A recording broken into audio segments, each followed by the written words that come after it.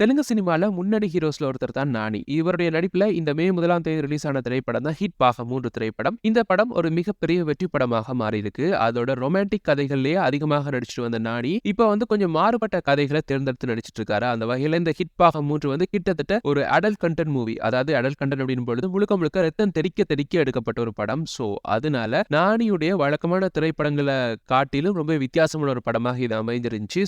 அது பக்கா அவருக்கு செட் ஆயிருந்துச்சு அப்படின்னே சொல்லலாம். இந்த படம் வெற்றி அடைந்து மிகப்பெரிய அளவுல ஓடிட்டு இருக்கு. இந்த நிலையில பார்த்தோம் அப்படின்னா, நடிகர் நானி அவருடைய பெயரை சேஞ்ச் பண்ண போறாரு அப்படின்ற மாதிரி டோலிவுட் ஊடகங்கள்ல ஒரு செய்தி வெளியாகி இருக்கு. அதன்படி பார்த்தோம் அப்படின்னா, நானியுடைய நிஜ பெயர் கண்டால் நவீன் பாபு அப்படின்றது தான். சினிமாவுக்காக ஆரம்பத்திலேயே தன்னுடைய பெயரை நானி அப்படின்னு சொல்லி மாத்திட்டார் அவரு. அதை தாண்டி இவருக்கு ஒரு பட்ட பேரும் இருக்கு. அதாவது நேச்சுரல் ஸ்டார் நானி அப்படின்னு சொல்லி அழைக்கப்படுறாரு. இந்த நிலையில தான் திடீர்னு அவர் தன்னுடைய பேர்ல மாற்றம் செய்ய போறாரு அப்படின்ற மாதிரி ஒரு செய்தி வெளியாகி இருக்கு.